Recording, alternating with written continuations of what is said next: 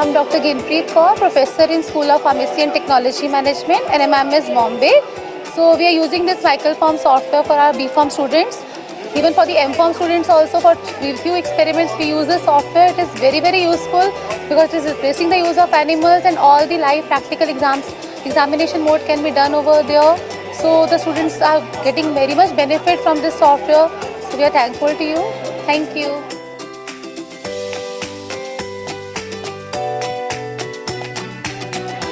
Hello everyone, I'm Dr. Sneha Bagle from D.Y. Patil Deemed to be University School of Pharmacy, Navi Mumbai. I'm an assistant professor in the Department of Pharmacology. I have recently inquired about MyCalPharm, and we've also taken MyCalPharm software for our students of second year, third year B-Pharm students, and also the diploma students use them. The software is very user friendly even for the students and the faculty, and the best part is you can set, as a faculty, you can set examinations batch wise, you can select experiments and the students can perform. After the examination you can also download their reports, which really helps a teacher to evaluate the student. Also the entire process of documentation really helps us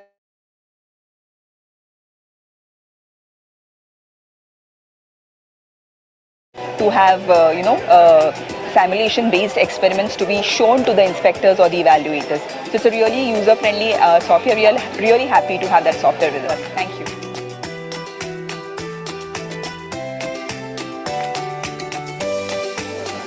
Good afternoon to everyone. Myself Dr. K. Anita, working as Assistant Professor in NMIMS Sherpur campus. Coming regarding to this MyCalPharm software, previously we used to use the Ex-Pharm services. Few things which is not available under the disadvantages which is observed, it has been addressed in this MyCalPharm, which is very positive, and it is very effective to explain to that B-Pharm students level, UG level students, and we are following, and we have subscribed, and we have got the subscription also. Now we are using this MyCalPharm, and it is very good working, and we are having this MyCalPharm software in our institution, and we are using that MyCalPharm software for the UG level.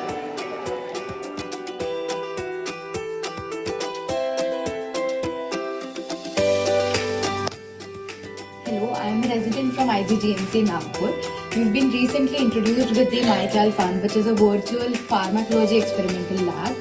So it is, we have started learning all the experiments from this MyCalPharm. We've understood that the conceptual learning has been made easy through it, since all the instructions are clearly given with all the animations also. And since there is no real animal handling, we can learn the experiments with less worrying and less anxiety. And we can also repeat the experiments as many times as we want till we actually learn it confidently. And since the dose response curves and the real-time graphs are given in this, we can also connect what we have learned through the theory with the experiments. All in all, it is also very time efficient, since there is no setup as such. So it is very effective for us to learn and for better understanding. We are good to have it in our institute. Thank you.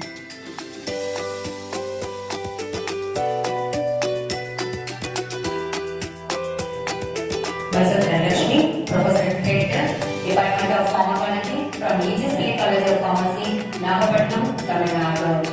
We should follow the 3R rules, particularly in our pharmacology department. We should follow the 3R rules for animal usage, that is, replacement, refinement, and reduction of animal usage.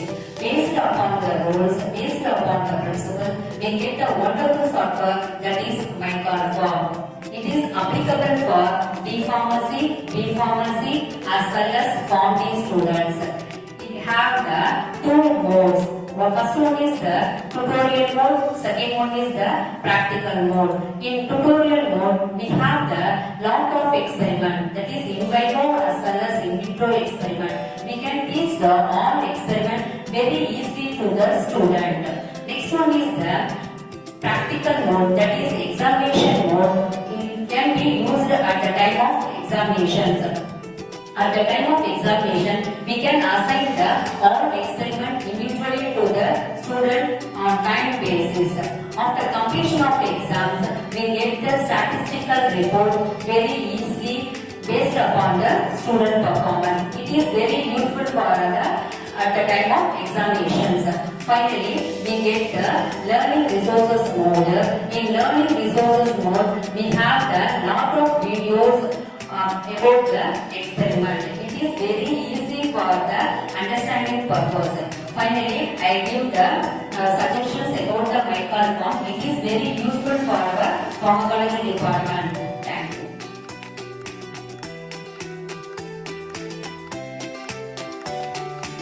Hello everyone, myself Arjun Patidar, working as Associate Professor in Sri Aurobindo Institute of Pharmacy, Madhya Pradesh. Today I will discuss about MyCalPharm software. It is effective stimulated pharmacological learning tools, provide a relative alternative tool for live experiments. MyCalPharm having 32 programs covering a wide range of pharmacological experiments with tutorial, practical and exam mode. It also provides real-time graphical response and easy to operate, and it is student and faculty friendly. After completion of experiment, student can take PDF and save and it attach in their practical files. I really appreciate to whole team to provide such a wonderful software.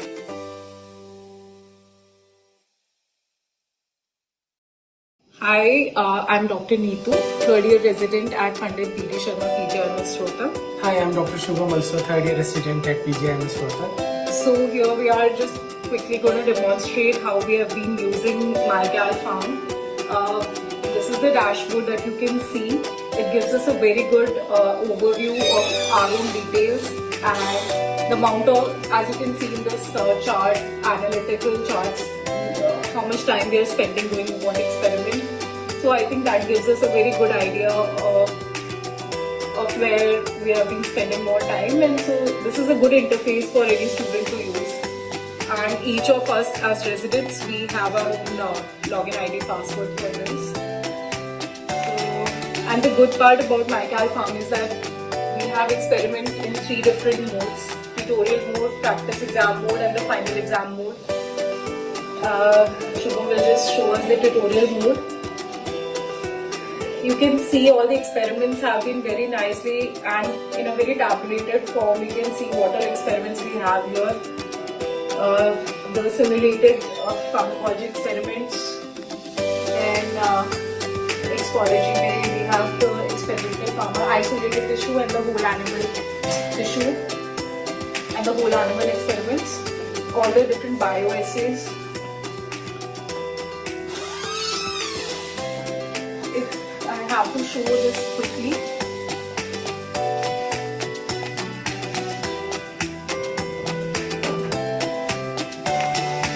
like in every experiment, very nicely they have given good graphics and the instruments are very nicely. We can learn from from the software itself. The introduction, objectives, every detail for every experiment has been very nicely and elaborately discussed over here, and that's one of the very good key features of MyCalPharm. This is what Shubham is just showing us, how we enter all our details. So, during it. Yeah. So all the organ path is like very nicely. You can see each and every step very nicely elaborately. All the dosages that you can choose and select, and then use accordingly. So thank you so much, and definitely MyCalPharm is helping us a lot in our.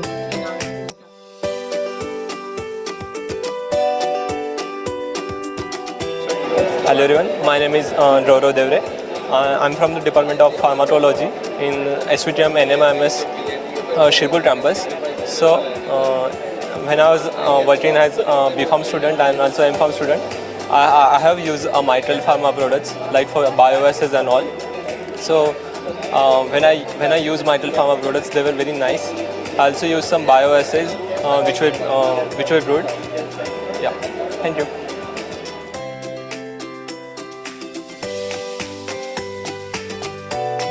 name is Anil Shafiq and I'm here as Assistant Professor, Departments of Pharmacology. For the last few months, we are using this MyCalPharm software. MyCalPharm is a computer-assisted learning platform that simulates animal experiments in pharmacology. So, students can perform practicals ethically without using live animals. It covers a wide range of curriculum-based experiments from autonomic and cardiovascular pharmacology to neuropharmacology through realistic animated simulations. Various aspects of the MyCal simulated program, we can go for it because this is what we are feeling.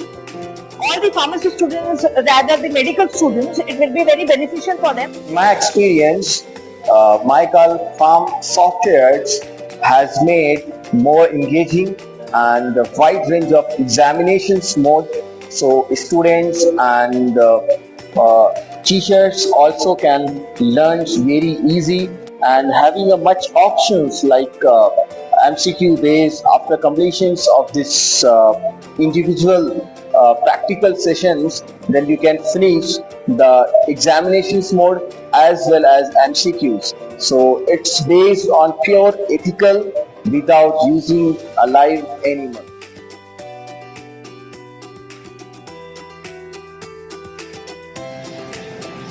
Hi, good morning everyone. I'm Dr. N. Anita, working as Professor and HOD in the Department of Pharmacology, Sultan Ululum College of Pharmacy, Hyderabad. Nearly 2 decades ago, I used the Ex-Pharmacology software developed by Dr. Ravindran, but over time, due to technical issues, it became non-functional. And recently, about 1.5 years ago, I came across the MyCalPharm software, which is also developed by Dr. Ravindran through social media. I requested for a trial version. I used it and I got satisfied. Then our college has taken subscription of this same software immediately. This software provides students with a real-time virtual practical experience. It has many experiments on the intact animal and isolated tissues. If you see the isolated tissue like guinea pig ileum, rat colon, and intact animal experiments by using actophotometer, electroconvulsiometer, rotarod, and analgesiometer. Based on the PCI syllabus, new experiments are being added continuously. MyCalPharm software, if you go for the experimental part, it has 3 modes, that is tutorial, practice and examination mode, which allows the students to learn, practice and assess their understanding. After the completion of the experiment, it provides subjective and objective questions. When the student answers this one, they will get the thorough and clear concept regarding the practicals. And finally, the students can download their report as PDF file format. This platform is very user-friendly, highly educational, and an excellent tool for experiential learning. Thank you.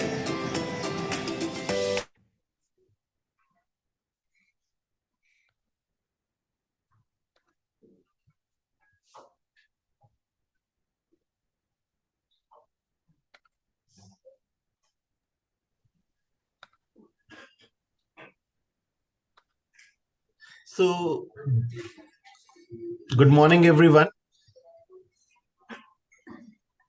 Good morning, everyone. First of all, I would like to thank everybody who has joined in, who are seeing the live streaming of this session for MyCalPharm. I would like to quickly introduce you and set the tone for the session today. My name is Vikas. I am representing Infocart India Private Limited. A brief about our company is we are engaged in development and distribution of quality digital solution for pharmacy and medical colleges. And what you are seeing on your screen are few of our products. We are distributing Lexi drug, which is being used for pharmacy colleges who are running courses in pharmacy practice.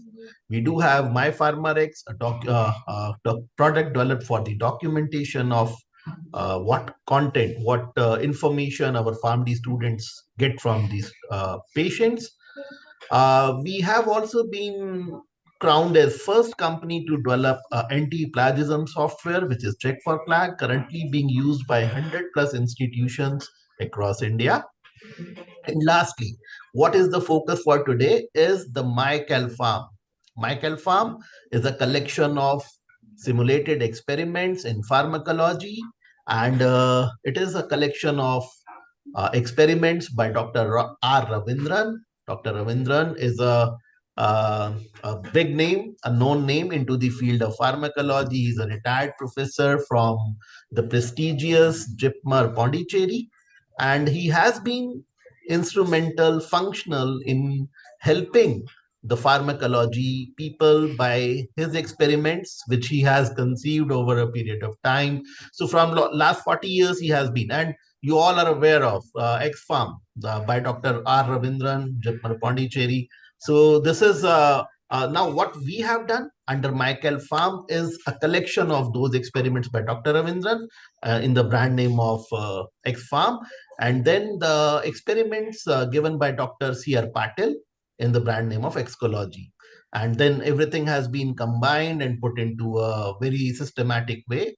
And I proudly say that the response has been very warm. The institutions has really taken good advantage, and we are present in all the major institutions, including AIMS, including the prestigious medical institutions across India.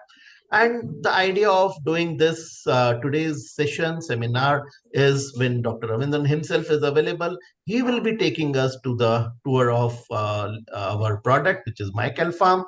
He'll be talking, he'll be demonstrating a couple of experiments for you, taking your queries. We will be talking about how we are better. And yes, one more thing which is important is that the product has gone global now.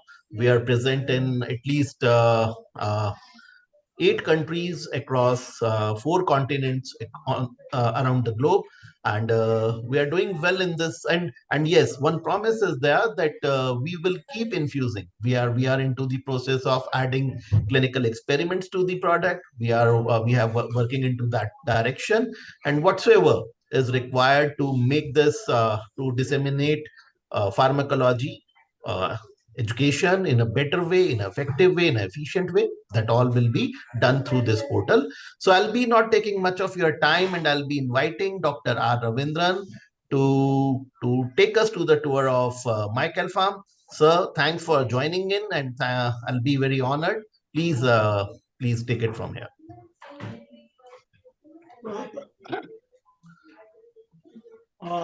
Good morning, everyone. Thank you, because for your kind words.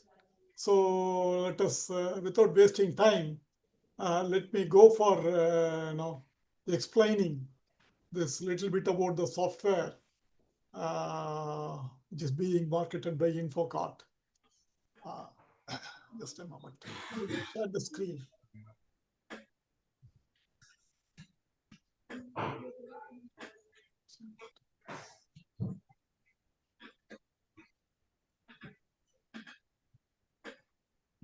Yeah, hope you can see my screen. Are you able to see my screen? Yes, sir, it is visible, sir. Okay. It is visible. So once you open MyCalPharm, you will be, met with the dashboard. So this is the dashboard, and of course, dashboard gives some details that is not very much required. Now straight away you can go to experiment. You click on the left side, you click experiment. You will be, there'll be a drop-down menu: tutorial mode, practice mode, and exam mode. First you click tutorial mode, then you will see 2 sections of experiments. One is Ex-Pharm. The leftmost column is Ex-Pharm, and then the right 3 columns is Excology. Now the Ex-Pharm, now it's authored by me, and the Excology is authored by my friend, Dr. C.R. Patil, who is a professor of pharmacology in a pharmacy college in Maharashtra. So this Ex-Pharm, now I'm going to concentrate mainly on Ex-Pharm. And this Ex-Pharm, if you see, there are 6 experiments. These experiments, this one is rabbit eye and isolated tissue, Then there is a bios of histamine. Now interpolation method as well as matching assay. Then effect of drugs on ciliary motility of frog esophagus. Then effect of drugs on BP and heart rate of dog. Then effect of drugs on isolated frog heart. So, Dharan sir, I'm sorry to interrupt you. Please maximize your screens. There is. okay. Now you are able to see. Yes, thank you. So these are the 6 experiments, which few of them now I'm going to know. At least one I will be going into detail, and one more some I will show it to you. The rest of it I'll show you just a screenshot, because if I start explaining each and every bit, we won't have time. So first let me explain the effect of drugs on isolated frog heart. So now all I have to do is now you have to click this. I already clicked and I have it on my screen. So once you click this effect of drugs on isolated frog heart, you see introduction. Okay, you will see introduction, and also now if you want the system to read it out to you, you simply unmute.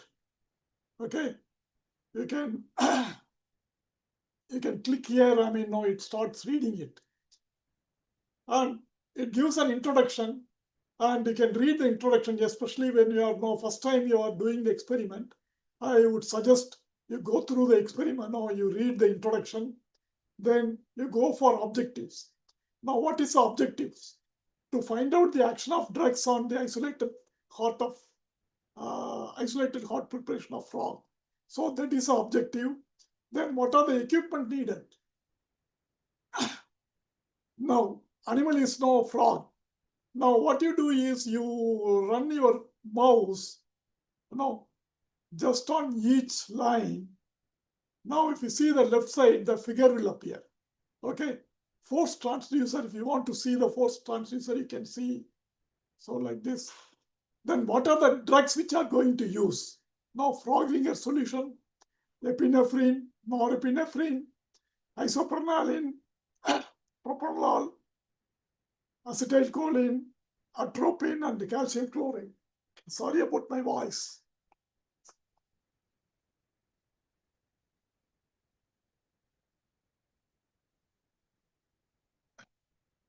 Calcium chloride and potassium chloride.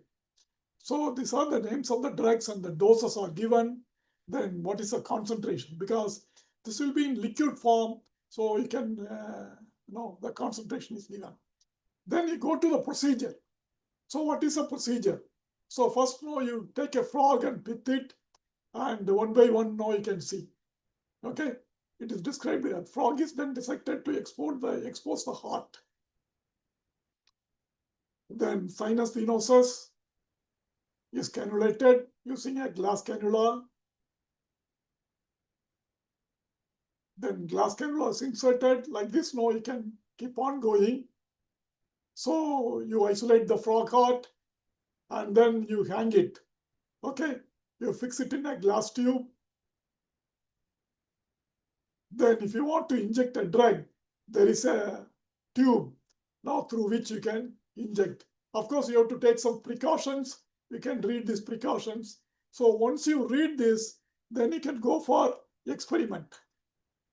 Now, if you see, the setup is very clearly explained here. Okay, so this is frog ringer. This is a storage for frog ringer. Now, if you see frog ringer flows, now there is a tube, rubber tube is there.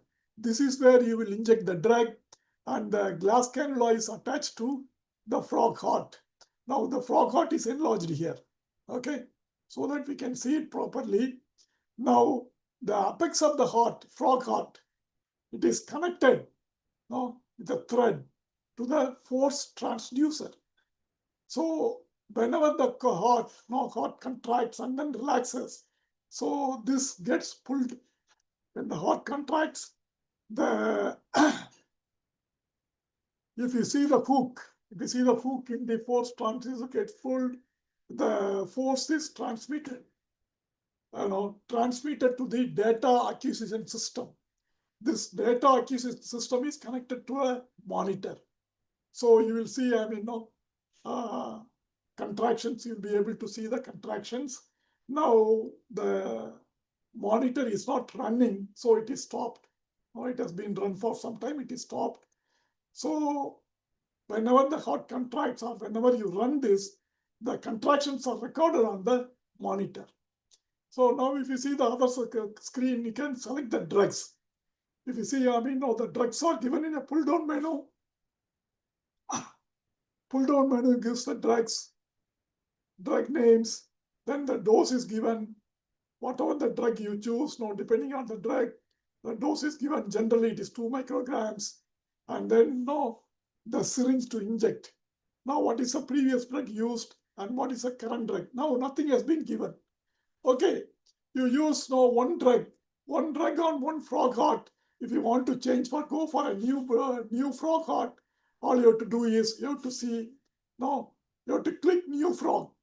New frog will give you the new frog heart. Then there is a log here. This log will tell you what you have done. Whatever you are doing, that is logged here. It is written here so that the student cannot, later say that, no, I have done it. No, he cannot claim that without doing it. He cannot say that he has done it. Now, epinephrine I have chosen. You can choose any of these drugs. I have chosen epinephrine. Now what you do is you simply click. If you click it, now the drug is injected here. So when the drug is injected, it has to run fast. Something has happened. Drug is stopped. Sorry, there is some mistake. Okay, it is not reflected on the heart. Actually, the heart has to run fast.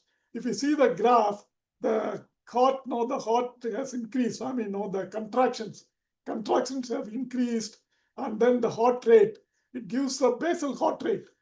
Before it is injected, it measures the basal heart rate.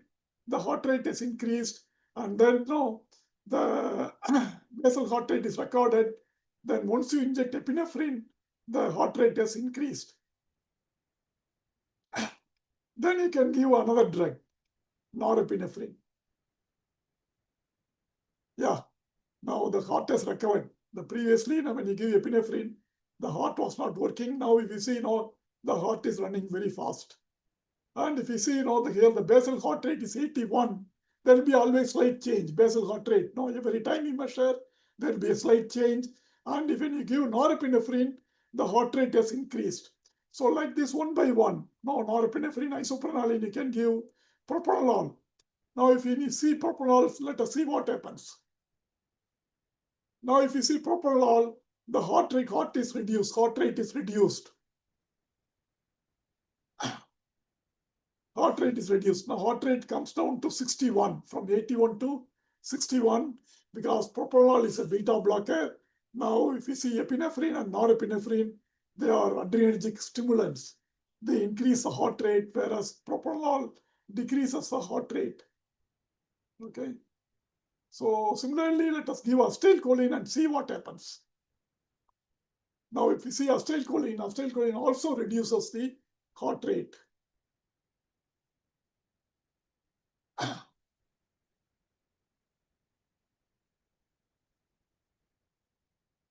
And now let us see calcium chloride. Now if we inject calcium chloride, what happens? Calcium chloride is injected.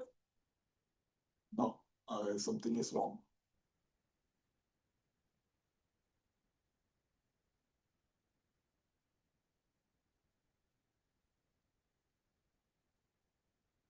There is something has gone wrong.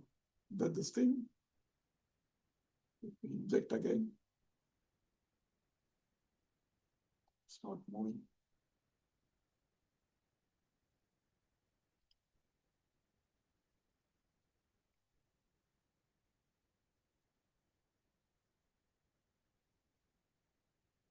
Let me go for a new frog. There may be something wrong with the frog or something wrong with the setup of the experiment. If we go for a new frog and then I see. Okay.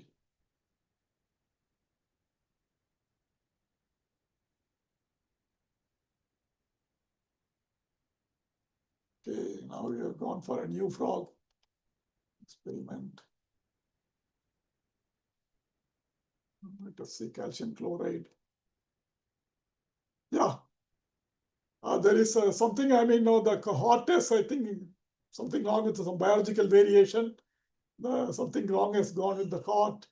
And if this situation happens, now what you change is you go for a new frog so that the previous, the data, everything will be erased. You start afresh. Now, if you see, calcium chloride. Now, okay, calcium chloride, what happens is when you give calcium chloride, heart has stopped. Heart has stopped at systole. That is, heart contracts and then stops. And if you see, it stops for some time, and then after that, heart recovers. Okay. Suppose if you give potassium chloride, what will happen? Yeah, if you see potassium chloride, now what happens is the heart has enlarged. That is diastole. The heart has stopped at diastole and then it has recovered. The dose is adjusted in such a way that this effect only lasts for only, few seconds. Okay, after that the heart will recover. Now what will happen now if you see excess? Then the heart will die. So atropine, suppose if you give atropine sulfate, what will happen to the heart? Now if you give atropine, the heart start beating faster. Sometimes, if you see the exact this thing, the heart rate is not increased much. Because generally, what happens is the heart rate, atropine, when you give atropine in a, say in a whole animal, the atropine the heart rate will go up because it blocks the cholinergic the vagus nerve. Okay, it is vagolytic. So that is because of that, it seems, the heart rate is increasing. But actually, if you see, as such, in an isolated system, the atropine should not increase the heart rate. So once you complete this experiment, once you complete all these things, of course, you can go to observation page. If you see, whatever you have done, it will be there. The previous heart which you have done, since you have selected the new heart, the data is erased. And then what you can do is you can select force of contraction, epinephrine. What happened to the force of contraction? Increased or decreased? It is actually increased. Then tone. Tone is measured by the midpoint. What is the midpoint here? Midpoint, if it is when you give a drug, let me explain to you. See, when you give say norepinephrine, and then the heart rate is increased, there is an increase in the force of contraction. If you see, the midpoint has not changed. If midpoint has not changed, the tone is all right. The tone remains normal. Whereas if you give propranolol,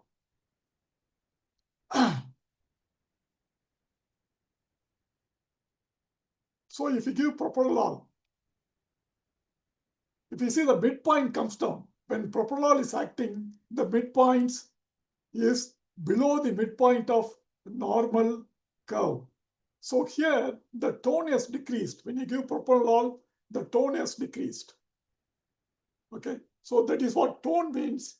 So in the observation, you should write the tone, whether the tone is normal, no change, either increased or decreased. Then heart rate, you have to write the heart rate. What is the basal heart rate? You know the basal heart rate. So whether the heart rate, what is a heart rate is increased, then you have to say the heart rate here. Here, basal heart rate is it is given here. 81, it remains in 79 to 81. Now the heart rate, you have to enter whether it is increased or decreased.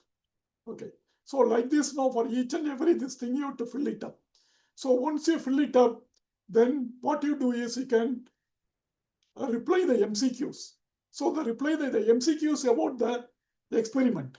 The experiment, what are the precautions? In the initial part, you read the introduction, the precautions, and then procedure. So this is about this thing. What is the salt solution used. So we have used frog ringer, then submit. So like this, we keep going on. So once this is completed, the correct answers are given. Then you can close it. Then you can go for, then answer the questions. So if some questions are given, some 10 questions are given, these questions have to be answered. Okay, it is the actual practical. When you go for a practical, a practical class, you do the practical, then you record your data in the record notebook, and the record notebook, there will be some questions will be printed. So those questions, you're supposed to answer the questions, you take the record home, and then you read these questions and read the answers for the questions, and then you write it in your record notebook. Same thing is simulated on the computer. So list cardiac stimulants and depressants. You take your book, read it, and you can answer the questions. So once the questions are answered, you can submit it. So the answers are submitted. So once this is done, you can report, you can generate a report. All you have to do is you have to simply click report. Yes, the report is produced. Whatever you have done, okay, the observation table, whatever you have entered, the graph, as well as a log, what you have done, it is given here, and one can find out what you have not done. Okay. See, if you see, this one now, whatever you have done, you simply give the drugs. You gave the drugs, and then you observe the effect of the drugs. But then, and also MCQs, whatever you have answered, and the questions, whatever you answered, whether you attempted or not, what questions, what are the answers you have written. So the entire report comes. The report is now stored in the local computer. You can take it later. Okay. And this can be closed.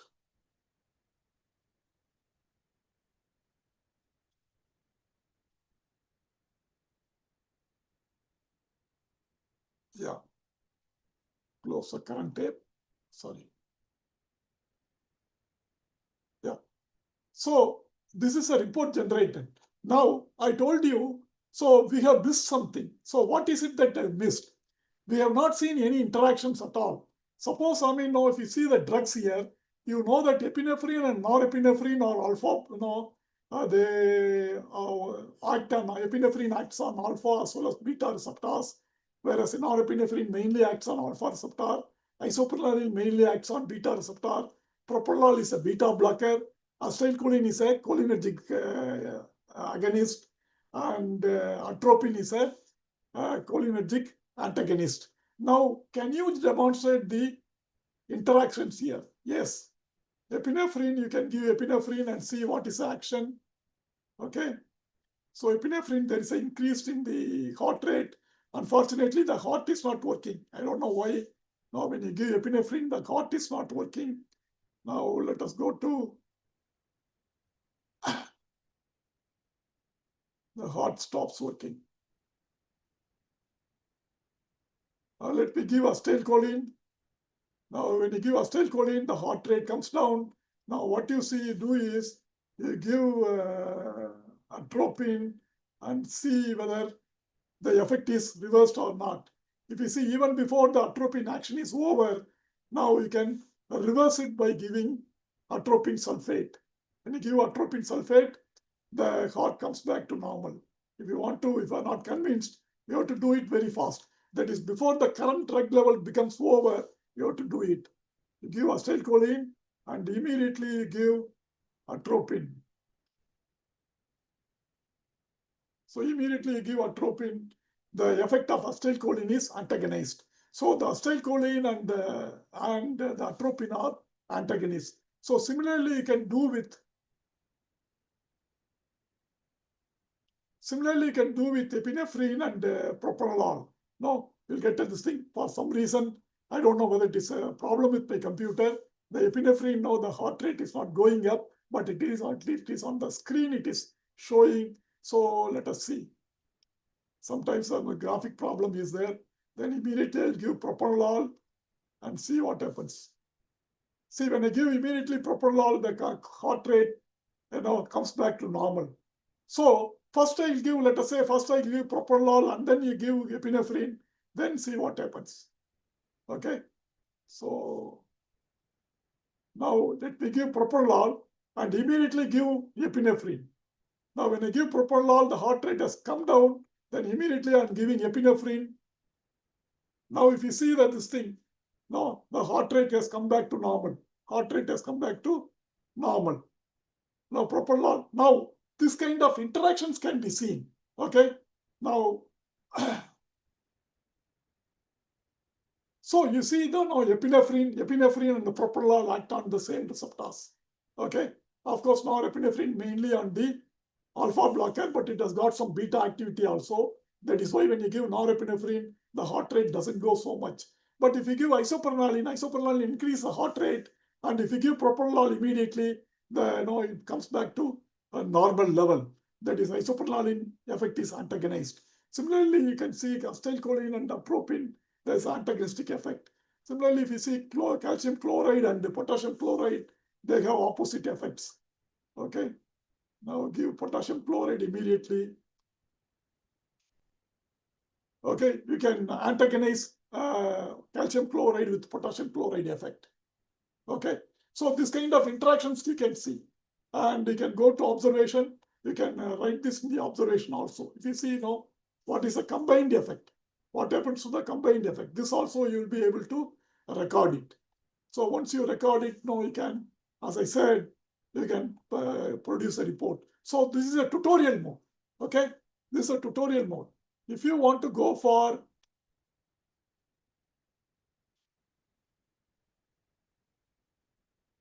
examination, I already downloaded some examination modes. Now if you see dog, yeah. Okay, this is an exam mode. This is an exam mode for frog heart. Okay, so when you go to exam mode, you can practice exam. Before you going for final exam, as a student, you can practice exam. So here test all the drugs. The task is this, test all the drugs, including the unknown drug given, one unknown drug given, enter the observation in the table, analyze and draw conclusions and identify the nature of unknown drug. Now let me go to experiment. If you see in the examination mode, there won't be any instructions, no instructions at all. You should have done the exam mode, tutorial mode enough number of times so that you will be able to do examination confidently. So you go to straight away go to experiment.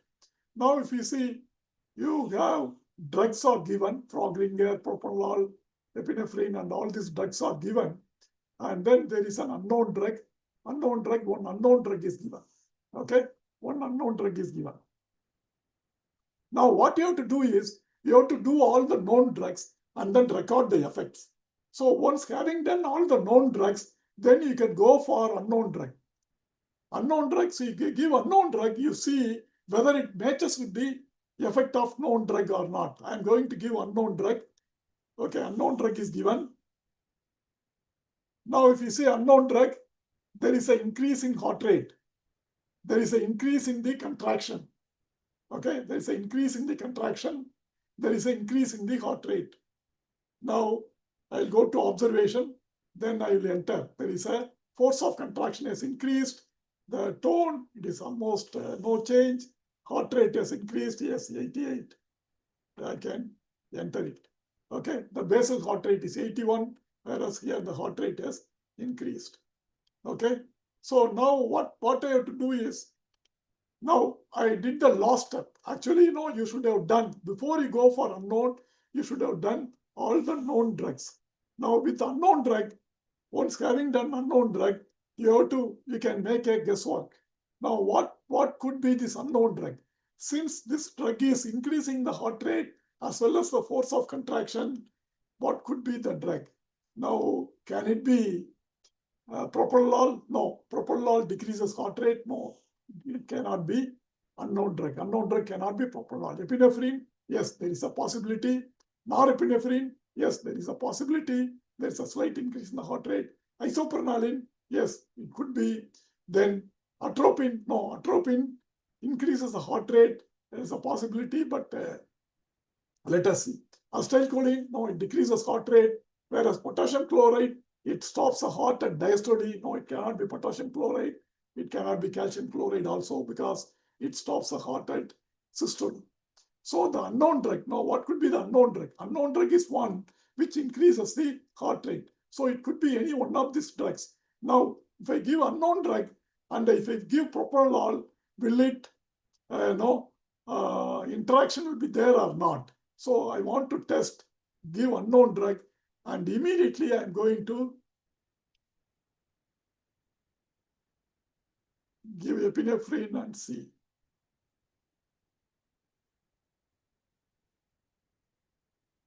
No, unknown drug. Now, if you see, epinephrine, no, still it has increased. Unknown drug, there is a slight increase, but then if I give epinephrine, there is further more increase. So, propranolol is not, it is not, what did I give? Yeah, I gave unknown drug and unknown drug epinephrine. There is no interaction here. There is no interaction here.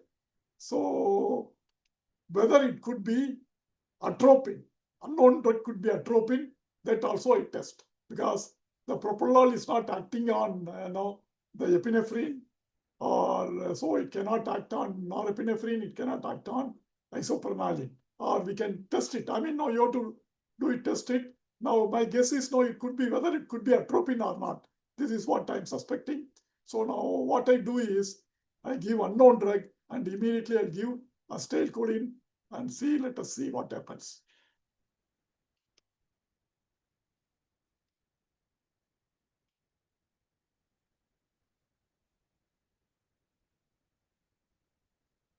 Acetylcholine, it is reducing the heart rate.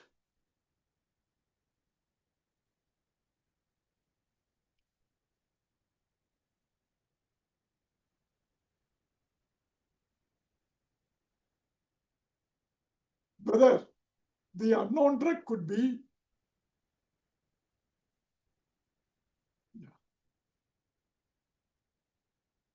then whether unknown could be, it could be norepinephrine. Let me give norepinephrine and see whether it compares with unknown drug. Yes, 79 and 89. Yes, if you see the similarity, no, you can see the similarity. You can see, norepinephrine, it matches with norepinephrine. Okay? It matches with norepinephrine. Norepinephrine is mainly, of course, it is an alpha agonist. And of course, it has got some beta action. But then, no, epinephrine has got the higher beta action. Epinephrine and isopranoline, they are very high beta action. It is selective, whereas norepinephrine is mainly alpha action. If you see, that's why, if you see the similarities, if you see the graph, if you see the similarities, though this might be norepinephrine. So now once you have found out, once you have come to the conclusion, you have to write the drug. Now, if you are not very sure about this, okay, this could be norepinephrine, or no, you are doubting that it could be epinephrine also. Now what you can do is simply you can say adrenergic agent or cholinergic agent or anticholinergic agent. Still you are right. If you are not able to differentiate between epinephrine, norepinephrine, isopranoline, you can't correctly say whether unknown drug is epinephrine, norepinephrine, isopranoline. All you have to do is you can simply say adrenergic agent. You are still right. Yes. And remarks, you can write the remarks. No, you can, whatever you want to write, you can write also. Okay. Since it increases the heart rate, you think that, and increases the force of contraction, you think that unknown drug is this thing. Yes. You can, if you see, you can see the result also. Okay. The correct answer is norepinephrine. You see, the norepinephrine I suspected, but then still I had a doubt. I couldn't, because I couldn't do the experiment fully. I couldn't do the experiment properly. I didn't do the experiment in a proper way. First, you should do all the known drugs, then you have to come to unknown, then you have to compare the, the graphs, and then you try interactions and then do. So this is like, if you do it properly, you can come to the conclusion that it's an norepinephrine. Since I haven't done it, I could see it's only an adrenergic drug. Now, since lack of time, I didn't do it in a methodical way. So, but I suspected it was norepinephrine. If you see, it comes as norepinephrine. You have found out now. Of course, the remarks you can write. Now, once you have done this, the examiner comes to you. He will ask you to demonstrate. He will see, what is unknown drug you have written, you have found out, and this unknown drug is correct, and you are going to get the marks. So this is how the examination is to be conducted. Of course, there is one more. It is not only one examination mode. There is another examination mode is also there for a frog heart. Okay, it is slightly different. Here the test drugs are given, enter observation in a table, analyze and draw conclusion, and identify the nature of the drugs, demonstrate interaction between the drugs based on identification of their nature. If you go to this one, here there is every drug is an unknown drug. The 5 unknown drugs are there. So you give one by one, and then you do to find out identify the unknown drug based on your knowledge which you have gained, when you are doing the tutorial mode. So unknown drug may be, so it is randomly it is given. So unknown one may be a calcium chloride, anything. Okay, let me give one unknown drug. Let us say unknown drug 3. I'm giving unknown drug 3. Yes, if you see, it has reduced the heart rate. Okay, heart rate is almost nil, and then it is recovering.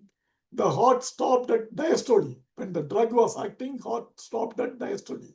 So what could be this? This is, potassium chloride. So now what you do is, I'll go in the observation and write the 3 is potassium chloride. So like this, you fill it up, and then you can answer the questions. You have to answer the questions. In the examination board also answer the questions, and then you can go for the results. And the result is given. Here 1, 2, 3 and are not selected. Only 3 I have done it, selected, it is correct. So this is how you do the examination mode. Then examiner comes, he sees the results, and also if you answer the questions, he reads your answers, or he simply displays answers. He will ask you the question. These questions they ask you to tell him the answer. Side viva. Okay, you can conduct a side viva using these questions. Then report can be generated. The report is generated. The report can be sent to the examiner also, or your teacher. Okay, this report is there. So the report is it's evidence that how many times you have practiced the examination mode.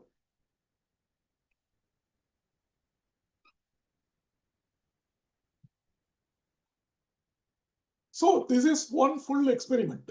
So like this, there are 4 more experiments.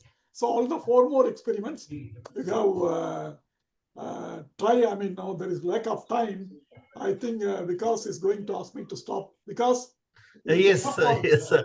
I'm not going to tell you to stop, sir, but just a humble request. We have a couple of our existing subscribers, customers who are using this, and we would like them to, let's say whatsoever their honest feedback onto the product, onto how it is helping them. So definitely, I would like to start from Dr. B. Jayapriya, who is head of Department of Pharmacology from GMC Dindigul in Tamil Nadu. So I welcome you, Dr. Jayapriya, and I would like to share your views, or your experience of using MyCalPharm, how it is helping you. And yes, over to you, ma'am. Good morning, all. So for the past 1 year, we have been using this MyCalPharm, sir. Mostly it is good, and we are application of this knowledge in the exam mode. It is useful for the students. Otherwise, they just practice and they don't grab the concepts. But exam mode, it makes them to apply what they have learned. The technical glitches are still there. It is not foolproof in the technical aspects. Sometimes in rapid eye, the corneal reflex, the cotton wisp is not working, or the eye itself moves off. this happens in rabbit eye. In dog BP, the central vagus stimulation, it is giving a variety of responses. In one system, it is giving rise in BP. In another system, it is giving fall in BP. Yeah, I would like to intervene. I'm sorry. Yes, sir. Yes, sir. Yes, sir. Yes, that is correct. Actually, see, most of the times, the central vagus, the concept is, when you stimulate one side central vagus, the stimulus goes to brain and stimulates other side vagus, there should be a decrease in the BP. But some dogs, actual dogs, see, I have done actual dog experiments when I was doing PG, it was compulsory. I have seen sometimes, not always, sometimes there is an increase in BP. Yeah, there is a biological variation, and that is correct. I mean, it is not a technical glitch. It is not a technical glitch. It is built into the program. That is correct. That is actually correct. Because, see, nobody knows the exact mechanism. The theory is when you stimulate one central vagus, one side vagus goes to brain and then stimulates the other side vagus. So that is why the BP goes down. But then sometimes whatever brain gets stimulated, so then the doesn't go down to the other side vagus. There is BP. This is a theory. So that I have simulated. Actually, that causes a little bit of confusion, I agree. But then now that is how it is. Because, see, animal systems are slightly now sometimes different. Now, if you see, even some people asked, the rabbit eye, when you are reflex, I mean, when you see light reflex, when you are throwing light on one eye, only that eye responds. What happens to consensual reflex on the other eye? Why the other eye, people is not reacting? No, that is not staying normal. Why the consensual reflex? Because human eye, if you throw light on one eye, there will be a constriction of people in the eye on which you are throwing light, but then the other eye also responds. Other eye people also responds. But then the rabbit, it is different because the crisscrossing of the nerves, it is very little in rabbit. So there is no consensual reflex. Whereas for the human beings, it is 40% or more than 40%. So there is consensual reflex on the other eye, whereas rabbit, it is not there. So there are certain points. So that certain aspect, it is all intentionally inbuilt, and which may look wrong or technical glitches. Yes, I agree with you. I mean, But what the students will interpret, how they will interpret if it happens in exam mode, sir? No, exam mode, that is not very important finding. Yeah, it is not a very important finding. That is why, I mean, this thing. Yes. Well, if you think that way, I mean, we have to see to that every time it gives a constant, I mean, the same identical response. But actually, that is not correct. That is why sometimes there is an increase in this thing that has to be explained as biological variation. Okay, Yes. they should be able to substantiate what they are. Biological variation. The student should be told that the response will not be same in all dogs. No, there will be slight increase and decrease. See, quantitative as well as qualitative differences because of biological variation. It should be there. That concept also should go into the heads of students. Yes, because later on they will be seeing some patients respond, some patients don't respond. Rarely, most of the patients respond, some patient doesn't respond for a drug. Why? Nobody knows. So biological variation. Yes. Sir, let me tell me two real glitches, sir, technical glitches. There are glitches are there. Yes, agree. Even when I saw, see, it is in some computers. Again, some computer I have also seen. Some computer the glitches are there. Some computers I have reported to Kunjan also. She is a technical head in the company. I have reported to her, and then when I see the next time when she operates and everything is normal, and when I do it in another computer, it's all coming as normal. Yes, there are glitches. I mean, it has to be set right. Agree. Yeah. We are getting that multiple login issues. We use one password, 25 passwords we have got, sir. Okay. For one system, we are using one login ID and password, but it says multiple login. We record it, we log in systematically for every computer, but still it says multiple login. Okay. So at times we are not able to use all the 25 computers. Three computers, they remain dormant. Multiple login issues, it comes. Yeah, so Yes. That issue is there. And one more thing is, when we give the code for exam mode, we type one number, the entering number is different. It is getting typed as a different number. So it says the code is wrong. Okay. These two issues we are facing, but otherwise we are using it for the past 1 year, sir. It's going on good. Okay. Yeah, we will set right all the technical glitches. Kunjan will set right and. Definitely, sir. Ma'am, all these Sure. things, ma'am, will be taken care of. Yeah. And ma'am, regarding the login issues, that multiple logins are there, we have given the facility to the faculty only to resolve it. I will be explaining to you within few minutes. I will be taking this session and I will be explaining how these things can be overcome from your side only, from the faculty login only, so that every time the institute should not come to MyCalPharm. They can resolve this thing directly by themselves only, ma'am. There is an option in the faculty account only. I'll do it. I'll explain this thing myself, ma'am, here. Okay, one more feedback is Mrs. Kunjan Yes, is ma'am. always available for me, sir. Whenever I call, she attends to me. Thank you. Thank you for that. Thank you so much, ma'am. So thank you, Thank Dr. Jayapriya, for your honest feedback. And next, I would like to invite Dr. Harsimrat from GMC Amritsar.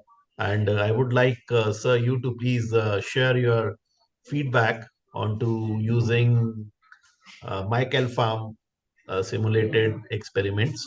So, sir, you can unmute yourself and you can share your thoughts over here. Good afternoon, sir. Good afternoon, Dr. Ravindran. Good afternoon, Mr. Surat. Yeah. How are you, sir? Fine, fine. I'm fine. Yeah. Sir, we have been using it for more than 1 year now. We have conducted 2 examinations, and the questions I wanted to ask or the feedback I wanted to give has already been addressed. Both the issues we were also facing about the rabbit eye and the multiple logins. So I think they will be sorted out soon. And otherwise we don't have any issue with it. It is working very fine and it is helping our students, and we are using it quite efficiently now and hope to continue it. Thank you, sir. Right.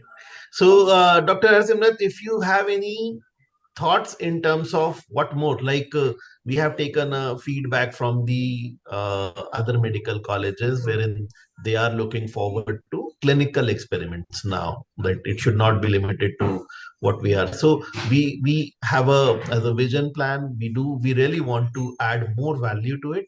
If you think, and that goes to you also, Dr. Jayapriya, that if you think anything else other than what we are providing, like I have shared, we have started working on animal experiments, the clinical experiments, and soon those would be available on MyCalPharm. Anything else you want to suggest or give us a feedback in terms of how this tool, this portal can be helpful in making this whole idea more meaningful, more relevant to the faculty and students? So that is all welcome. So if you have anything, please share it. No, clinical experiments will be quite beneficial, and we can work on it. We will see how you develop it and how you go about it. Surely, and sir. then we Surely. will collaborate on it. We'll just see how it Thank you. pans out. Surely. Since as a vision plan, we have started working on it, and in the near future, maybe down the line, few months, we will start making them live on our portal, which is MyCalPharm. Dr. Ravindran himself is monitoring this. Those who are listening to the demo, the audience, so far actually, the clinical experiments are not done. Clinical exercises we are doing it. Of course, I think most of the colleges they do it. The prescription writing, come and criticize and rewrite prescription. Then the commenting on advertisements. Then you were drawing up essential drug list. So this kind of the clinical exercises are done. Clinical experiments, no, of course there is an ethical issue. You have to use a human being. No, it is very difficult to do, and we try to avoid it. Okay, Even no Jipper, when I joined Jipper, we used to take a student volunteer, we give some drug and then no measure the parameters and all these things. And later on, no, all this no ethics and all these things, there are objections and other things. We simply stopped it. We do clinical pharmacology, but not actual clinical experiments. But here, what we are planning to do is we can simulate some clinical experiments also. Okay, some let us say normal volunteer experiments like this. Let's say analgesia, now soda cap, this thing, so that kind of this thing. Then psychomotor, this thing, letter cancellation, those things. So this we will know we may be able to simulate it, and then we do. Let us see. I mean, no, it is going to take some time. We have to work it out. So we are planning to add clinical pharmacology exercises as well as the human experiments also. So we will. I mean, it is going to take some time. It won't be possible overnight. So we are working on that, and then now we will add it. So instead of simply now, currently it is only animal experiments. Instead, now it is going to be simulated experiments, pharmacology, which includes human, then clinical pharmacology exercises. These are. Yeah. If you have any idea, audience, know if you have any idea, any experiment, you want to see, that is a human experiment. Human experiment you want to see.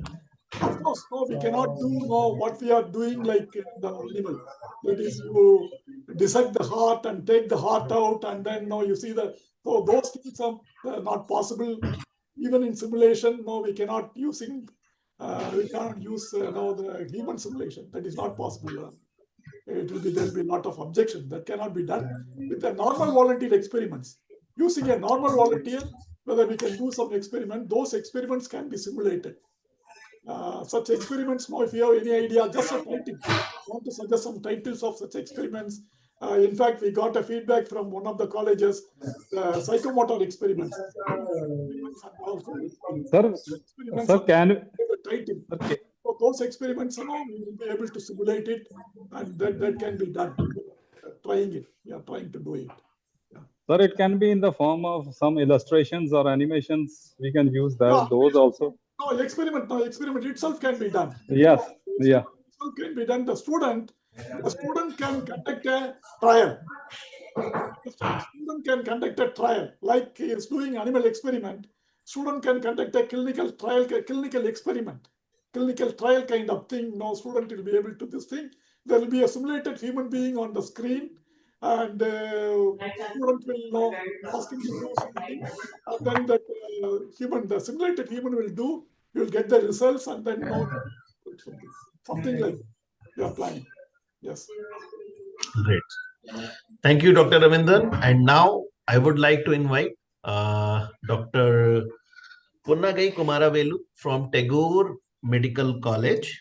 And so please, ma'am, please share your feedback and your thoughts onto using MyCalPharm. Good morning, everyone. Good morning, sir. Actually, I have been pestering sir for a long time. When we were using LCV or animal simulator to, when they stopped it, I was pestering sir to release this MyCalPharm immediately because it was so useful for both undergraduate students and PG students, especially compared to the other softwares. This has that exam mode, which is very useful for us for PG exams as well.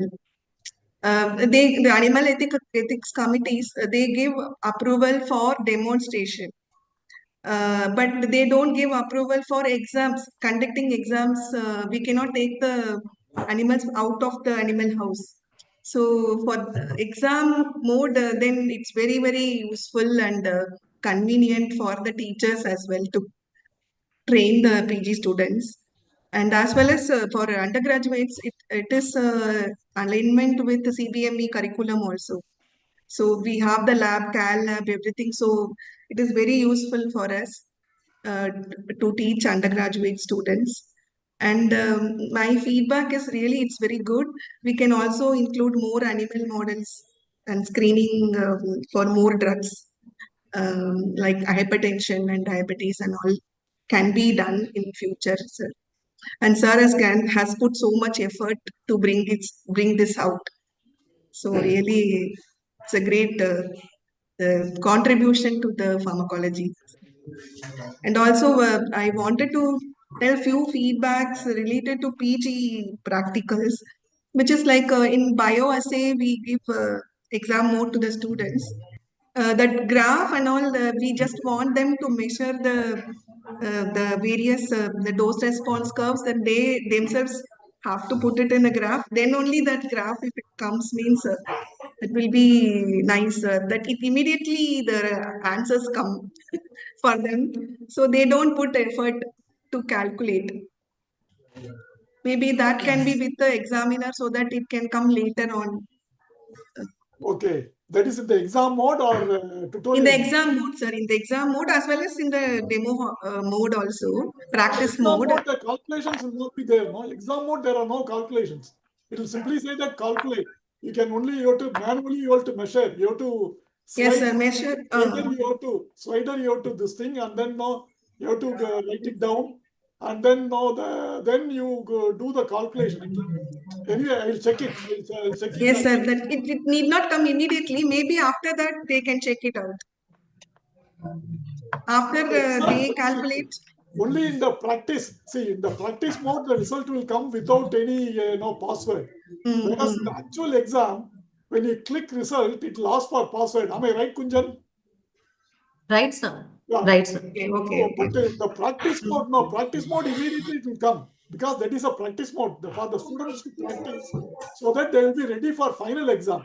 Only in the final, then you while click the final exam mode, then password will be you will be creating a password. Then you will be using the password to result. The bioassay, if I remember correct, the bioassay it stops with after reading or taken. I mean it stops with that calculations. We simply say now calculate the unknown concentration. It stops with that. Yes. Do the calculation. Okay, sir. In practice mode also, maybe we can try that in the exam. Tutorial mode is tutorial because they have to know. Of course, now what you can do is, I mean, no, you can ask them to do it manually also. And once it is done, Yes, sir. Yes, sir.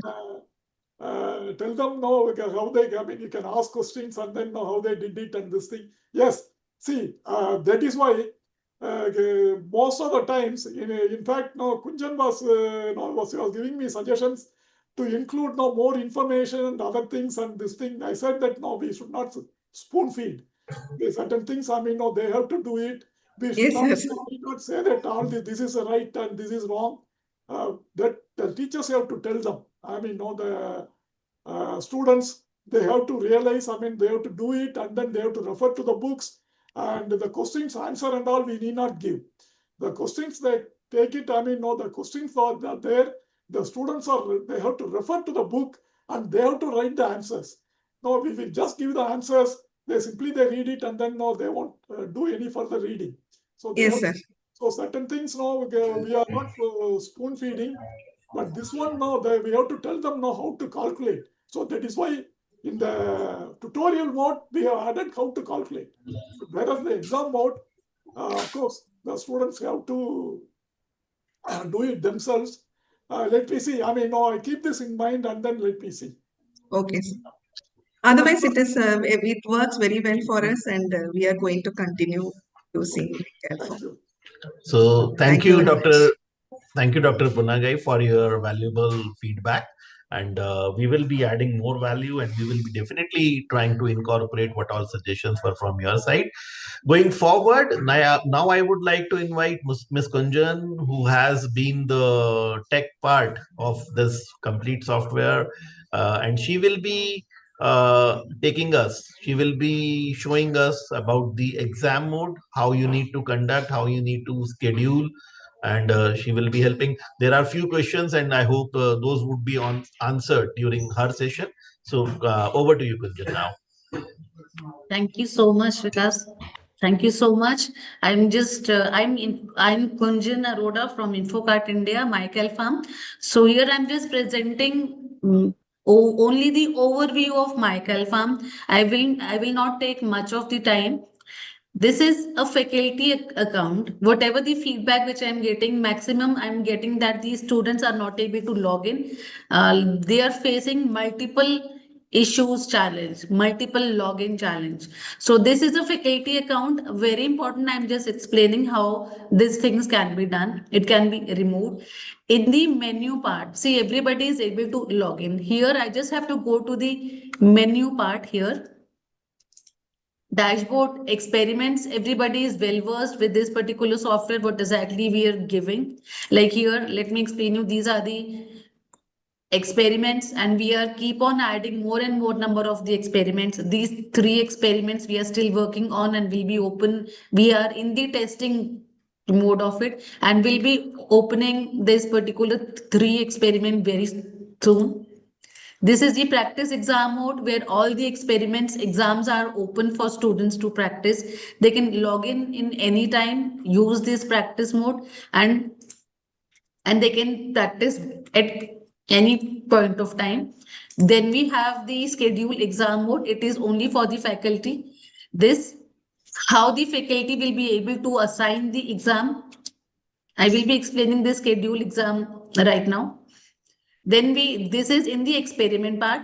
Then we have the reports. In the report, we have the tutorial report, what all experiment has been performed by the student, their own logins, what exactly their examination mode is there, which student has done, which experiment, what date, everything you will be getting. All this data can be exported to Excel anytime. In the report section, we have the practice report also, where whatever the practice exam has been conducted by the student, the faculty will be able to see. Then we have the exam report, which is the final exam report. What the faculty has scheduled, whichever the student will be performing it, the conducting the exam, the faculty will be able to see and check the result.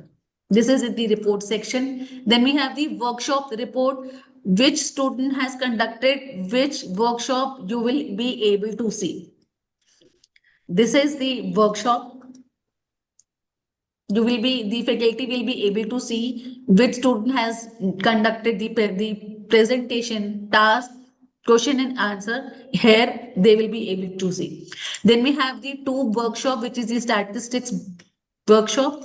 In this, we have around 10 experiment, which we can see here: data characterization, T and viscosity test, correlation and regression. Then we have the ANOVA, chi-square test. In every workshop, we are giving you the presentation, task, and question and answers. Let me open, let's say, ANOVA. I'm just opening the ANOVA one. These are the slides for the ANOVA, which is the analysis. The question is here, how is ANOVA different with the result? We can see it down below. It is there.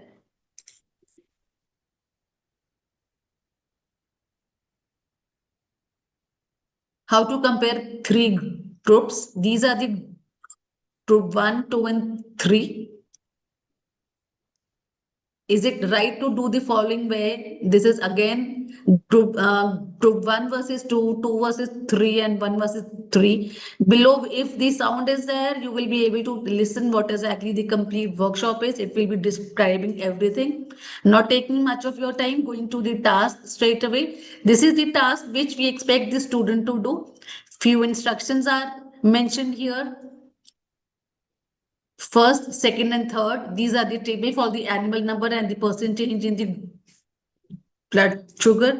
Then we have the second, which will be showing the BP for days starting 0 to 3rd. There is a calculate option where the students are expected to write the values from the group 1 to 3 and 4. Accordingly, they will be able to calculate the ANOVA type one way and the repeated one, where the post hoc text we are giving is Bonferroni, Tukey, and Punnett style. So whatever the student will be writing here, the running the values here, run analysis is done, and accordingly the result will be there. This is the ANOVA, and then for the ANOVA we have the question and answers. For every We could see when here we have a set of questions with their answers. When the students are doing this, when the students are studying this, ANOVA, the complete chapter, almost all the questions we are covering here, their text will be covered out of here. We are given a set of the 26 question. Let the students read this, do the workshop, and similarly we have another workshop which is the research and methodology. These are the few instructions. Then again, how the research is done, what exactly are the methods, study of design, method of data collection, pilot study, screening, ethics of the research involving animals, protocol writing, and accordingly we are having more number of workshops which is in the pipeline, and we are introducing it more of them. This is research methodology. Then we have the faculty, if any more faculty is there, number of the students who are working in this particular software. Let me open the devices. This is the main thing which I was just telling Japriya ma'am.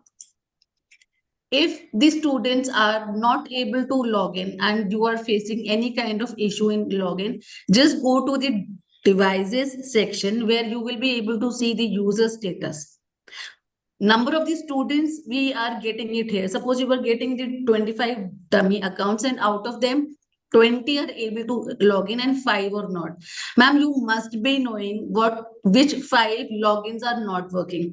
Just search from here and just action log out. That's it. You just have to log out that particular user and let the student log in again. It will be done. Or we are also giving you the facility of log out all the users. If you are logging out all the users and then telling the students to log in again, it will be done. This is very important. For every time you are facing the issue of multiple login, you do not have to come to us for every small thing. Just go to the devices section. It is there in the faculty account, admin account, but not in the, but it is not there in the, one minute. This is just a dummy account which we have for the faculty. This is the devices. When students are logging in, you are facing any issue for the multiple login, faculty can log in into their own account, go to the devices, whichever login is facing this kind of issue, just find that login and action log out. Here you will be able to see which all devices are active and which are not.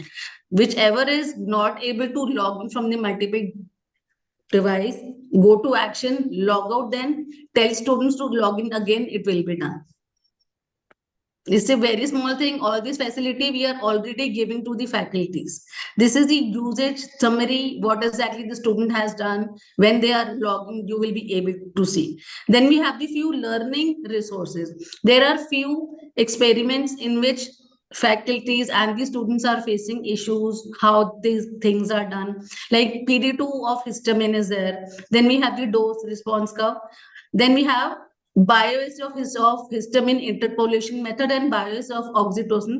So these two methods are there in which faculties and the students are facing the issue that how this particular experiment is being performed, especially interpolation method, which is the bioassay of histamine. Because so we are giving you the complete learning resource, how this is done with their information.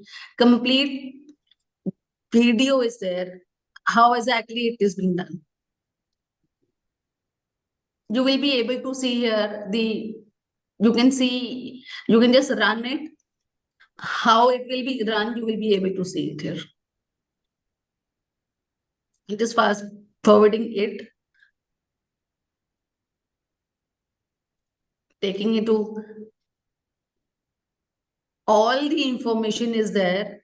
How this experiment is being done step by step, you will be able to see. I'm getting many theories that it's a complex experiment, bias of histamine. So this particular experiment, I've recorded it. I've just conducted this experiment, recorded it, and we have added it in the learning resources.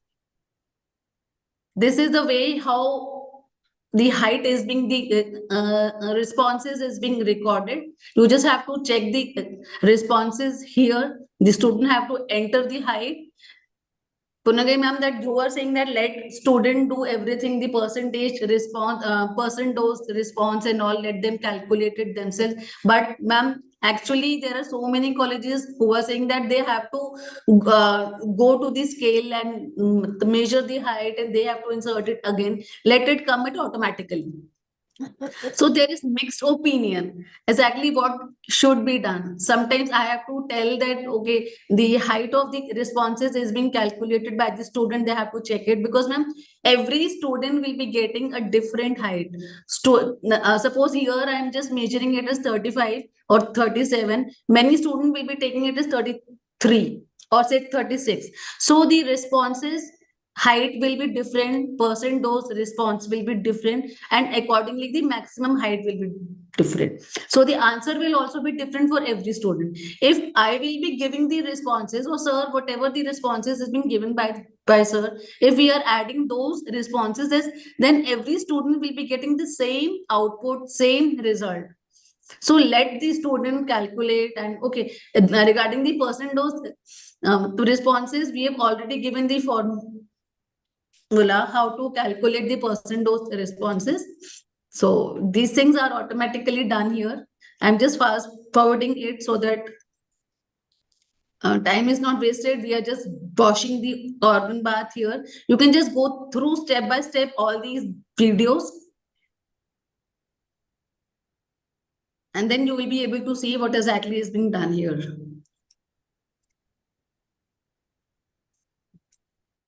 So this was the learning resource. If you want any more experiment learning the resource, you can please come to us. We will be adding that also. Let me show you one a very important schedule exam. Like today it is 17. Let me this is date which I am just selecting. Add exam. I'm just adding one exam here. Let's say sessional one. Any instructions which has to be given to the students, you can just write it here. Whatever instructions is there, it will go to the students. I'm just choosing the exam. Let's say rabbit eye experiment 1. We here before we had all the drugs which were supposed to be given to the students to identify, but now many colleges are not studying all these drugs. So we have done minimum of 3 drugs. The student has to choose, the faculty has to choose. Let's say phenylephrine and let's say amphetamine. Like it is a minimum of 3 drugs. Passport, whatever the passport we are giving, it is for the starting the examination, then another passport for checking the result. This is a list of the student. From here we will just be selecting, let's say MBBS second year and add exam.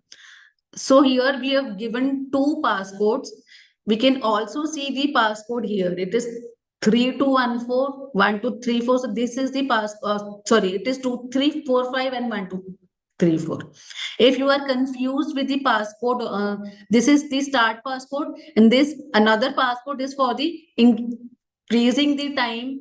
See, here we have given all the information. Suppose the time is extending, or the faculty want to extend the time due to any reason, maybe network issue or anything. The faculty has the option to extend the time by entering their passport for the checking report and extending the time.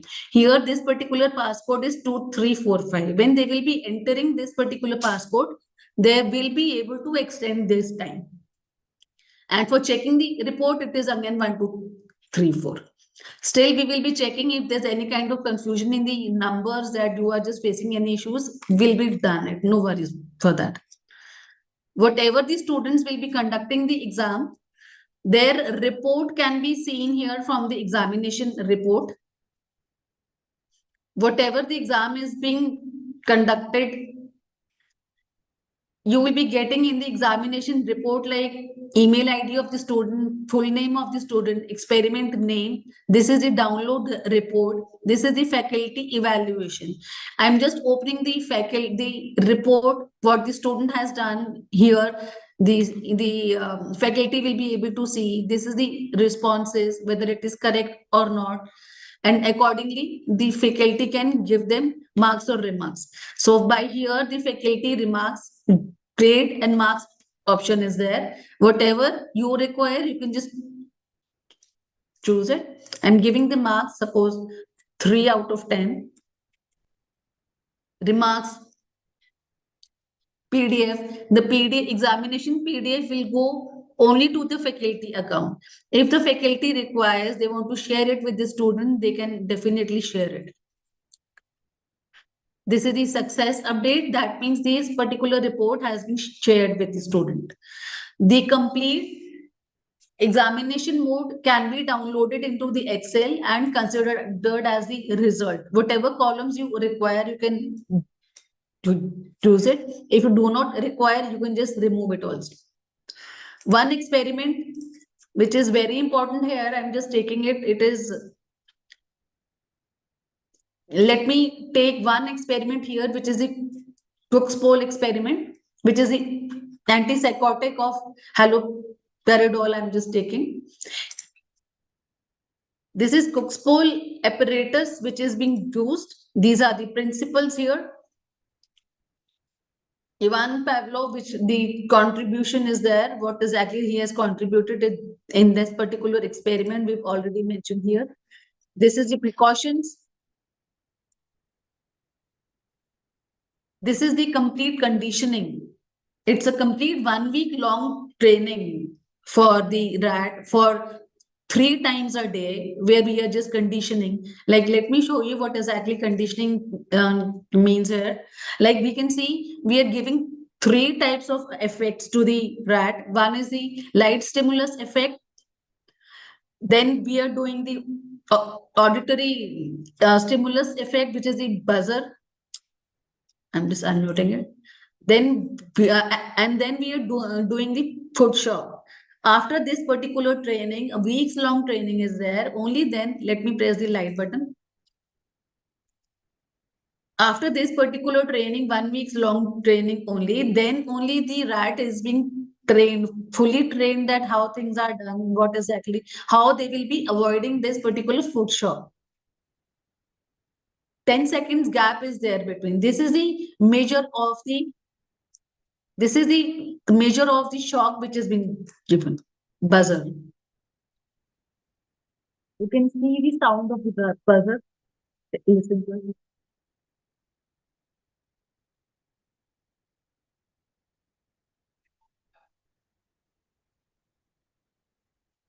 Ten-second gap is there. This is a shock which has been given.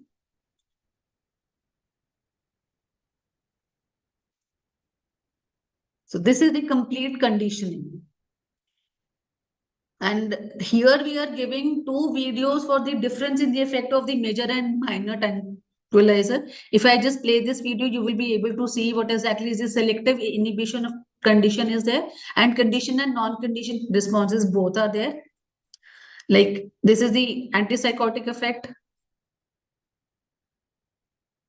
Here, the student will be able to see what is exactly is the conditioning effect and the other effect also.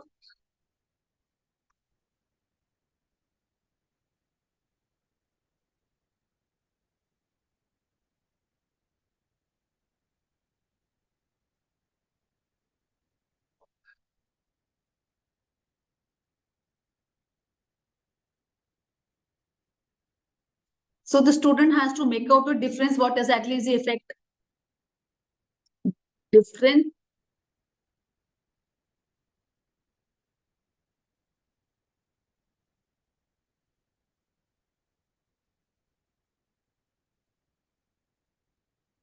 This is the shock.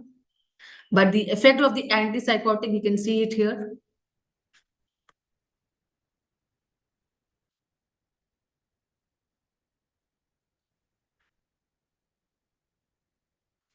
let me start with the other conditioning. This is the condition and non-condition, both the responses are there. This is the light effect.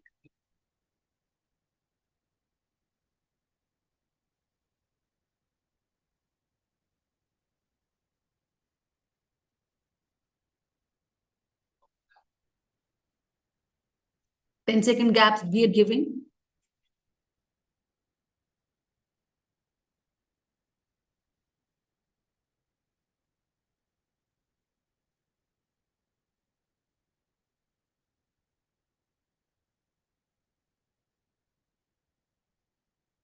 Waiting for 10 seconds more, and then we will be giving shock.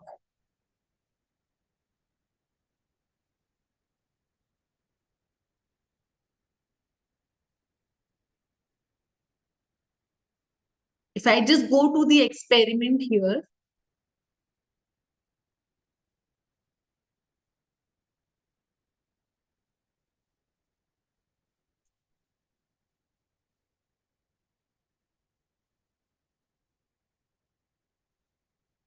this is how the drug is being administered.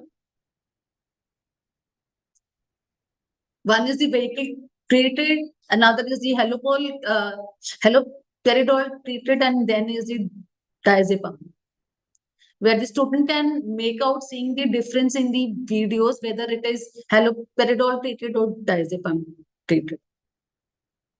Conditioning and non-conditioning, we've already shown the video for that.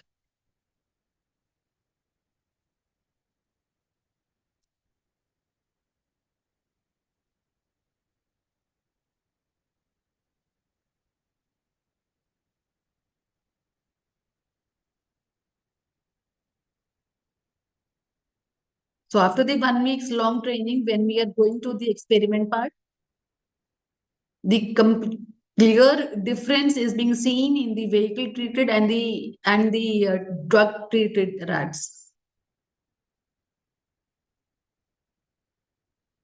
Going to the buzzer now. 10-second gaps there every time.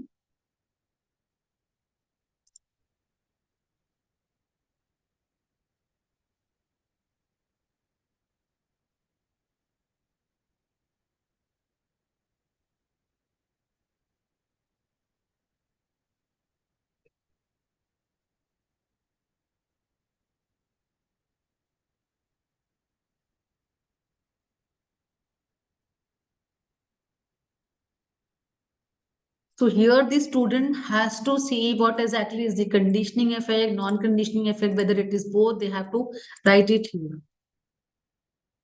Going to the observation part, whatever the student has done, whatever the student has just observed, notice, they have to write it in the observation part, and similar is the inference.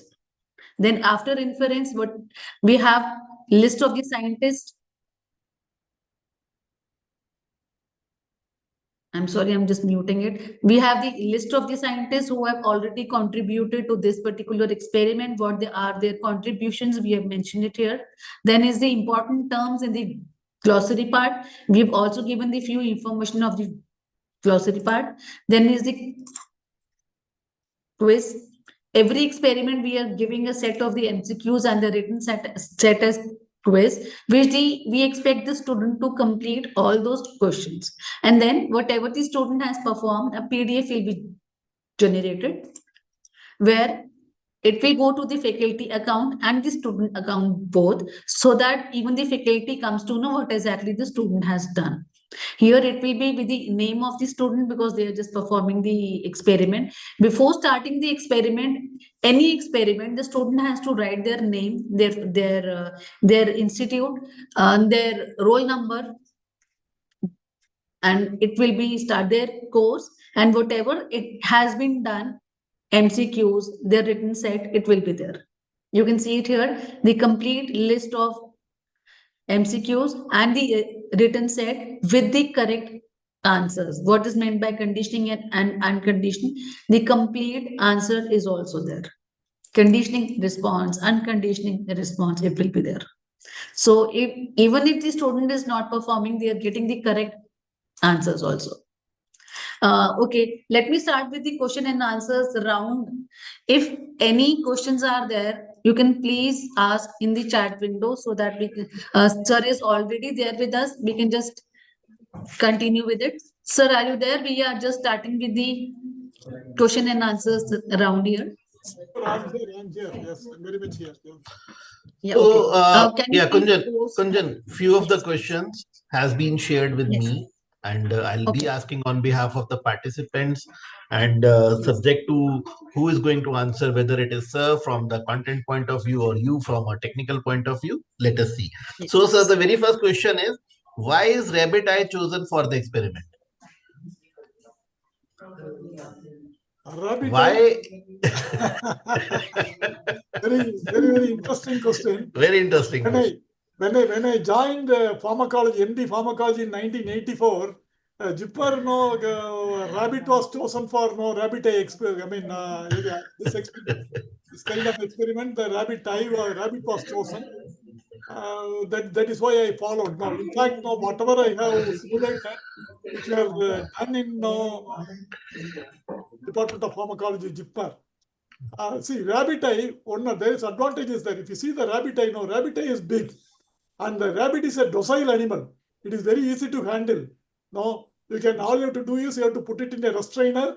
Even if it gets agitated, no, all you have to do is you simply no stroke it, and then it will be all right, and it will be very cooperative.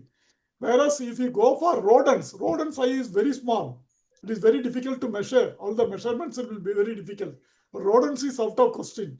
Guinea pig again, the eye is small. If you see the eye experiment, the rabbit is an ideal this thing because it is a docile animal. It is very easy to handle.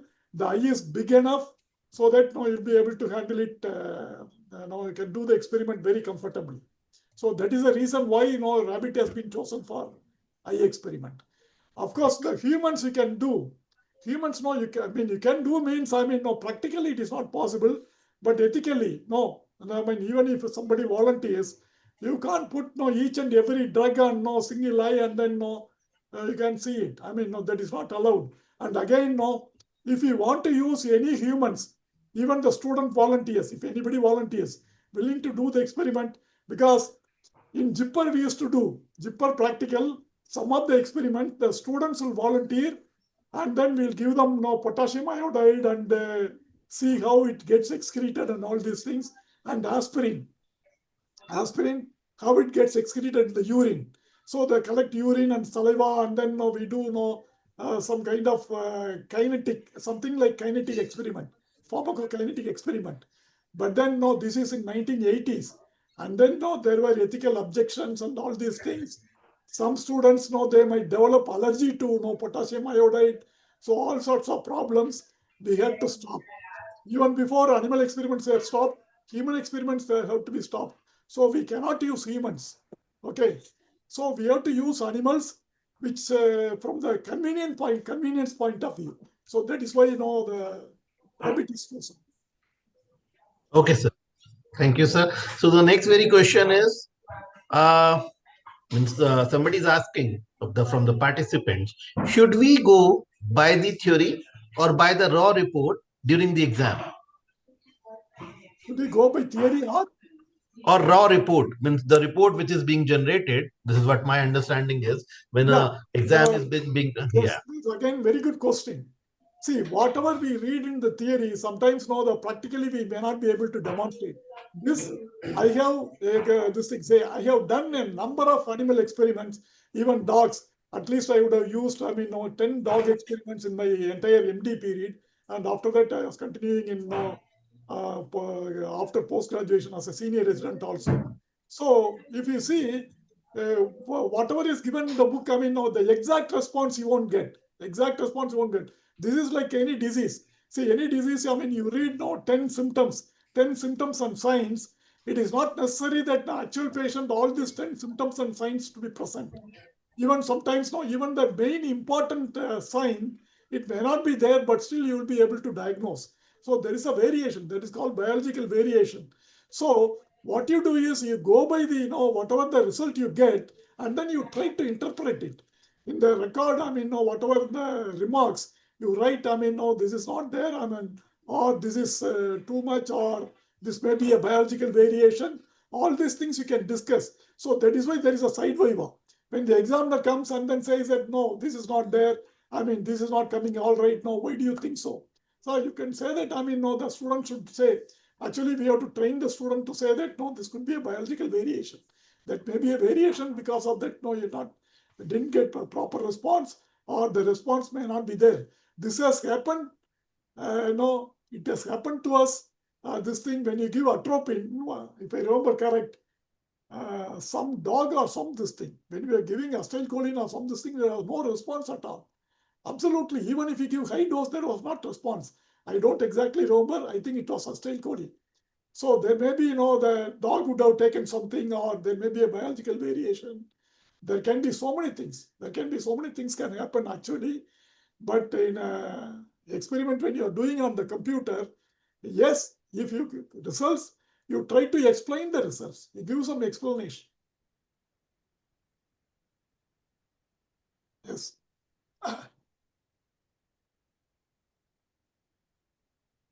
You go by the data. What I'm simply saying is go by the data, but then give some explanation, not entirely by theory. If it is different from theory, then explain.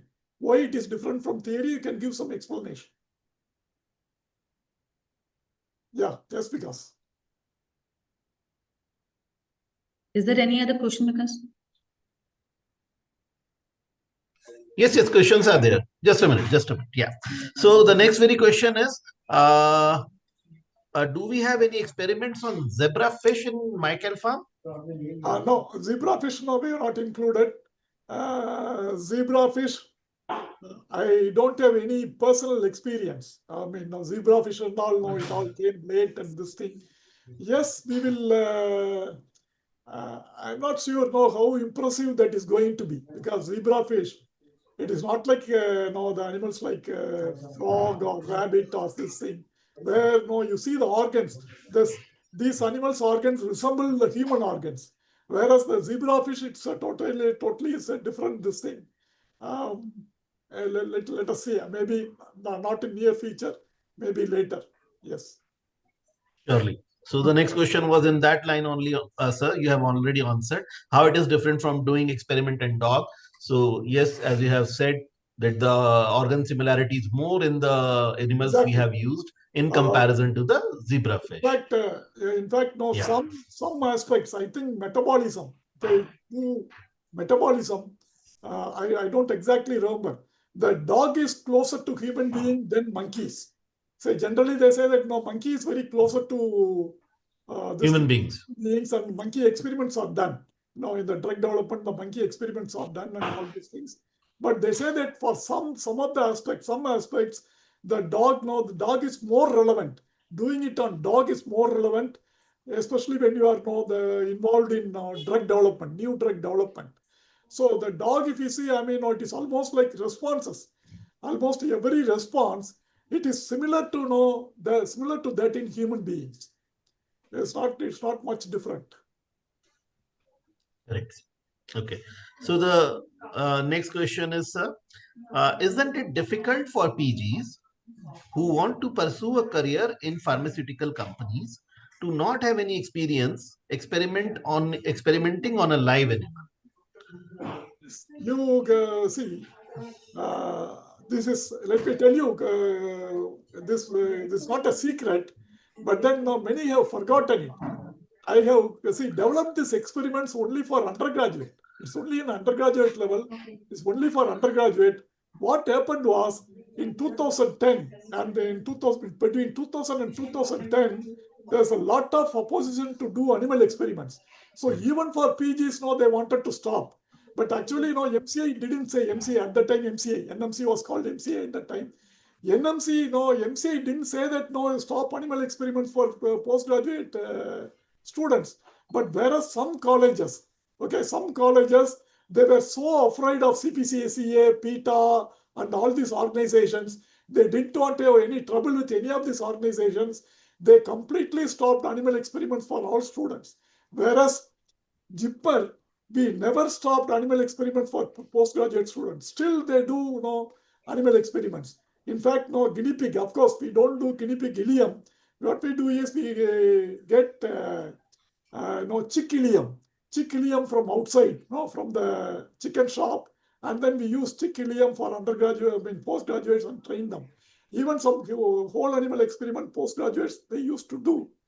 Okay, the number of experiments would have come down, but then still you can do. NCI or NMC, it has not banned animal experiments for postgraduate students, only for undergraduates. I developed these experiments mainly for undergraduates. What happened was, since the many colleges they didn't allow postgraduates to animal experiments, the postgraduates started using it. So I won't say that this is up to the postgraduate level. Of course, you can do it in such a way that the postgraduates can also learn, and then they can go for this thing. Yes, if you want to go for industry, if you have actual animal experiment, yes, that works in favor of you. For that, what you have to do is, when you are an undergraduate or postgraduate, you have to do animal experiments. I would suggest you take up some research project. Okay, if your thesis is on human subjects, then you take up another project which is on animals. For that, you have to undergo permission. You have to get permission from local animal ethics committee. So all those things you do, and then get yourself trained how to handle animals, how to do an animal experiment. So all those things you have to do, and so that if you want to go to industry, you work for drug development and this thing. Yes, what you are saying is it's a concern, but what to do for undergraduates, for pharmacy, veterinary, as well as medical, the undergraduates cannot do animal experiments, or postgraduates can do. Correct. So, okay, that was a more of a from a learning point of view concern shared, and sir agrees to that. So, okay, next is how accurate are the results you get on MyCalPharm when you do a Yeah, see, these results are based on the readings which we get when we do the experiments. As I said, when I joined 1984, all these undergraduates do these animal experiments. Whatever 15 they had to do 15 animal experiments. So I used to collect, record, they have to record it in the record notebook also. And we have to know, as a teacher, I was a postgraduate, and then I was a senior resident, we had to demonstrate. So I had to take readings. So I collected the data from this one, and actual, from the dog and all. Dog, I used to have the if I remember correct, I'll be having actual recording somewhere. The dog recording somewhere. So from this, I collected number of these things, and then I compiled this data, and I maybe some kind of average. I arrived at average. What then? Now we use the random variation. So once you get this thing, I set up a range. I fixed a range. So within that range, you will get the reading on MyCalPharm. Yet it'll be close to reality. I can't say that this is reality, but it will be close to reality from and the basis for this data which I got when I was doing animal experiments as a postgraduate, and after that as a senior resident, and also in the faculty. When I was a younger faculty, I was doing these animal experiments. So it is from the data, it is from the actual data. It will be close to reality. I can't say that this is going to be completely real. Here, the objective is to give mainly to make the student understand or make the student realize how the drugs work and what is the mechanism of action, and this is mainly for education. So some amount of if it is unreal, it is not exactly realistic, you don't have to bother it. It is realistic, and the main objective is to impart knowledge to the students, and also make him remember. When he is doing it, he'll be remember for a long time. It will be retaining in his brain, the retaining capacity will increase. And also know the methodology. So how to do an experiment. So that methodology also he learns. So these are the objectives. And if it's again, it is very clear. It's a simulation. Simulation means some reality is lost. No, it is only a simulation. It is not real.